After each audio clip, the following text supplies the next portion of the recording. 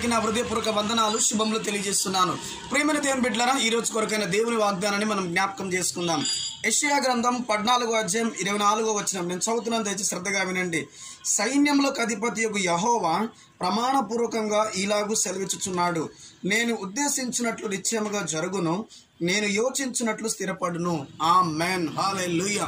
ప్రియమైన దేవుని బిడ్డలారా, ప్రభు ఈ రోజు నీతో మాట్లాడుతున్న మాట ఏంటంటే, తను అంటున్నాడు ప్రమాణపూర్వకంగా మాట్లాడుతున్న దేవుడు. ఆమేన్, హల్లెలూయా. ఆయన అబద్ధం మాటకు నరుడు కాదు. ప్రియమైన దేవుని బిడ్డలారా, మాట తప్పడానికి నీకులాగా నాకులాగా మనిషి కాదు. ప్రియమైన దేవుని బిడ్డలారా, మాట తప్పని దేవుడు మాట్లాడుతున్న మాట ఏంటంటే, తను ప్రమాణపూర్వకంగా చెప్తున్న మాట ఏంటంటే, నేను నీ కోసం ఉద్దేశించిన వెన్ను కూడా జరుగును అంటున్నాడు. ఆమేన్. దేవుడితే నీ కోసం ఏవైతే తలంపులు కలిగి ఉన్నాడో, దేవుడు నిన్ను ఎలా హెచ్చించాలనుకుంటున్నాడు, దేవుడు నిన్ను ఎలా దీవించాలనుకుంటున్నాడో, దేవునికి ఏమైతే వాగ్దానాలు ఇచ్చినాడో, లేక నువ్వు వ్యక్తిగత ప్రార్థన చేస్తున్నప్పుడు, బైబిల్ చదువుతున్నప్పుడు, ప్రవచనాలు కానీ సంఘంలో చెప్తున్న వాక్యాలను బట్టి నువ్వు ఎక్కడెక్కడ ఏ మాటలు విన్నావో దానన్ని స్థిరపరుస్తాను అని మాట్లాడుతున్న ప్రియమైన దేవుని బిడ్డ. హల్లెలూయా. ఉదయం లేస్తే నాకు రకమైన బాధ, ఉదయం లేస్తే ఒక రకమైన చింతతో దినాన్ని ప్రారంభిస్తున్నావేమో సహోదరి సహోదరుడా.